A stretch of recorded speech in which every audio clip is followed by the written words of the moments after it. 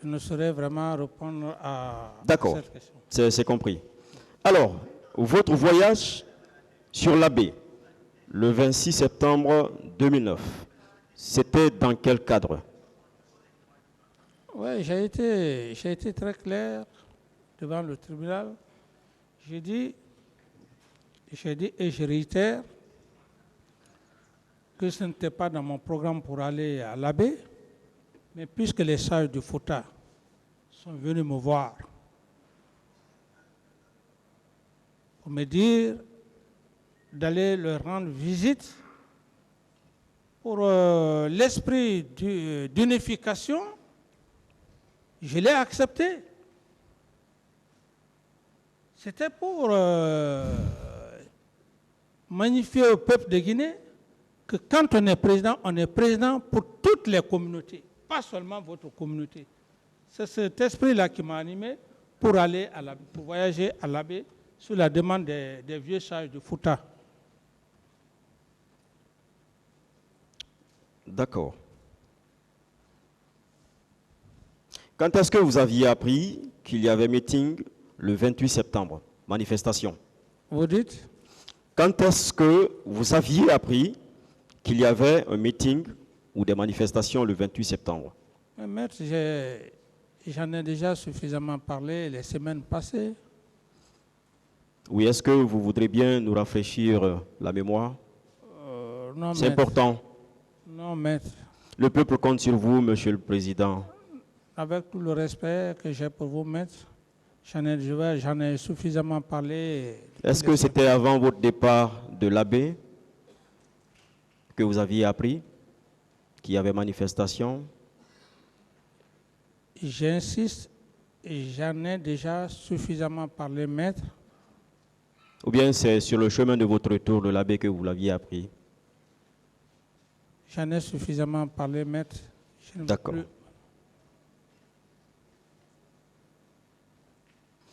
Alors,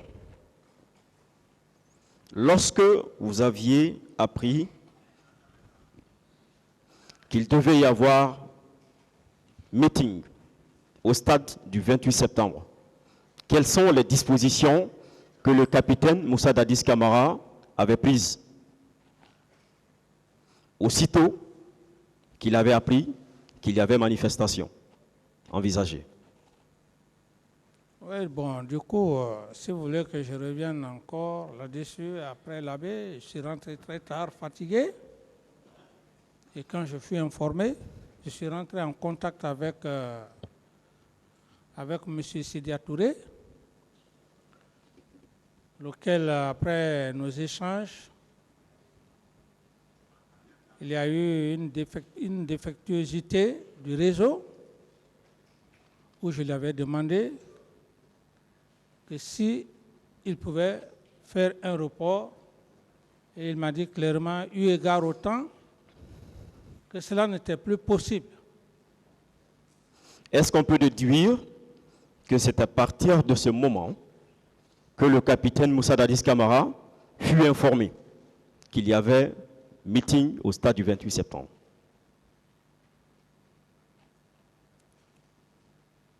Maître, puisque vous êtes un peu curieux,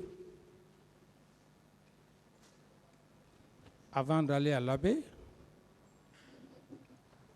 j'ai fait passer un communiqué par le biais du ministre de l'administration du territoire. Très bien. Et le ministre de la fonction publique. Bien.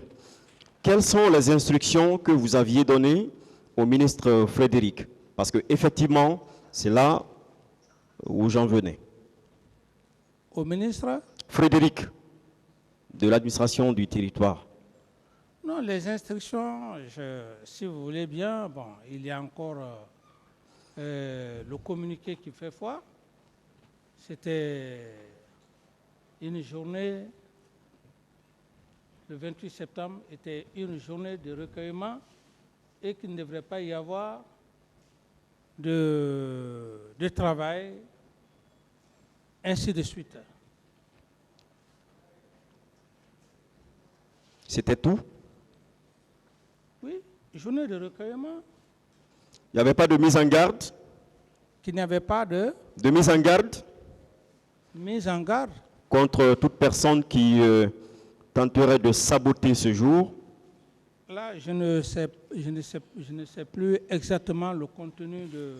D'accord. Donc je vous rappelle le contenu.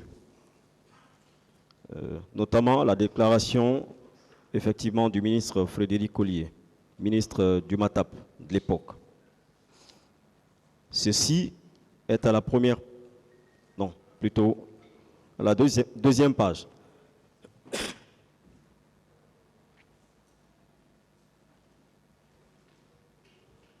À la veille de la commémoration de la date anniversaire du 28 septembre, date historique ayant conduit notre pays à l'indépendance nationale, le président de la République, chef de l'État, commandant en chef des forces armées, président du CNDD, par ma voix, invite toutes les citoyennes et tous les citoyens guinéens à s'abstenir de toute activité ou manifestation de nature à troubler l'ordre public et à entraver le bon déroulement de la commémoration de cet événement de portée historique. Et plus loin,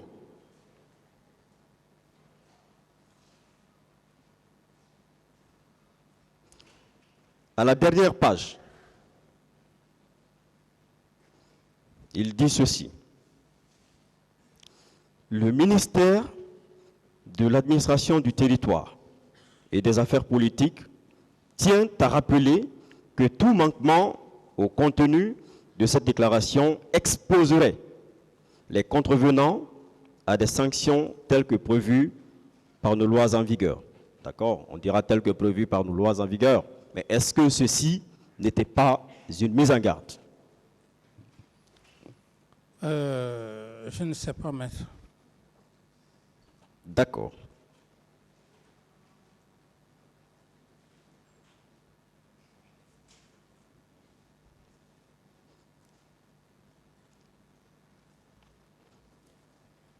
Est-ce que vous confirmez avoir appelé M. Sidia Touré? Oui. C'est en présence de qui? À l'époque, puisque je suis rentré très fatigué, c'était juste paix à feu Joseph Makambo à l'époque. Je ne sais même pas le téléphone que j'avais utilisé. C'est plus tard d'ailleurs qu'on m'avait fait savoir que c'était le téléphone de M. Thibaut Camara. Alors, donc il y avait d'autres personnes, il y avait assez de monde autour de vous. Non, j'étais dans ma chambre. Oui, mais dans votre chambre, Oui. vous saviez quand même que s'il n'y avait pas cette personne, mais c'est systématique, vous pouvez reconnaître le peu de personnes qui étaient autour de vous. Non, j'étais dans ma chambre, je suis rentré fatigué, je dormais d'ailleurs. C'est quand Feu Joseph Makambo est venu me taper la porte. Quand j'ai entendu sa voix, je me suis levé et puis voilà, j'ai ouvert. Ce qui ne veut pas dire qu'il y avait des gens. Non. Thibaut Camara, qu'est-ce qu'il faisait là? À l'époque, pratiquement, comme je travaillais aussi les nuits,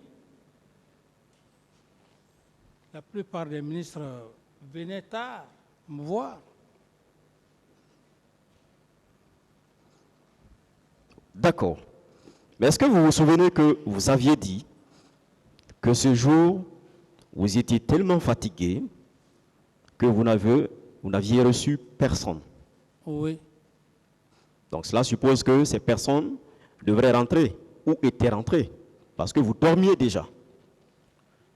N'est-ce pas? Nous sommes rentrés à Conakry.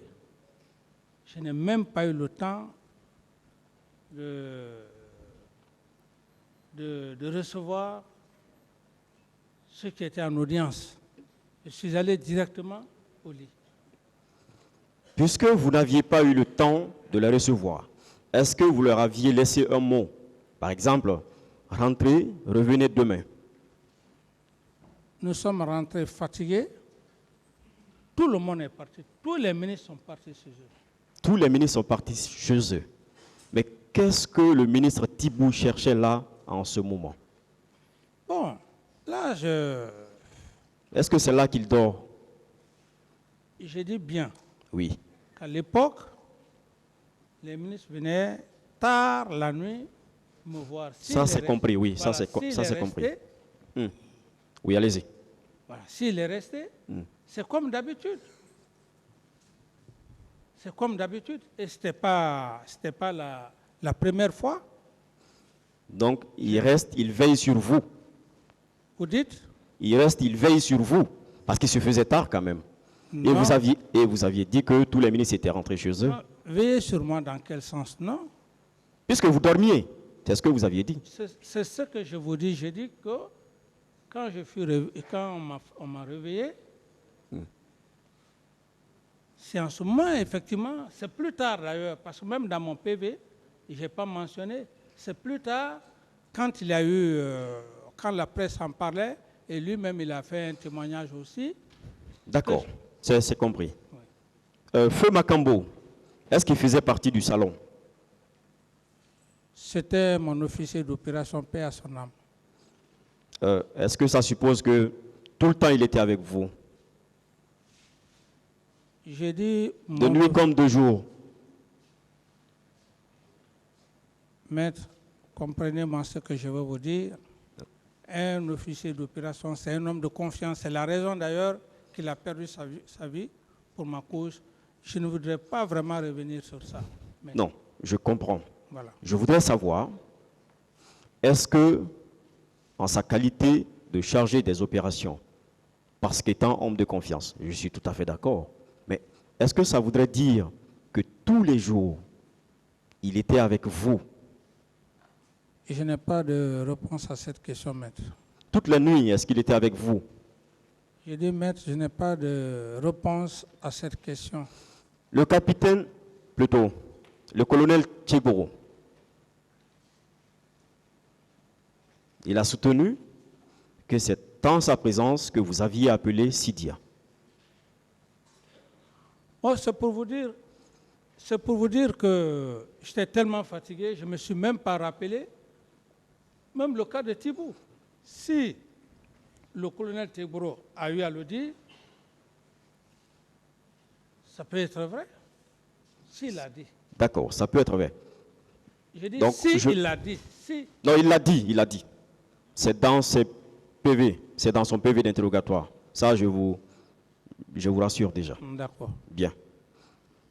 Est-ce que ça ne voudrait pas dire qu'effectivement, le capitaine Moussa Dadis Camara a appelé des gens cette nuit, d'urgence?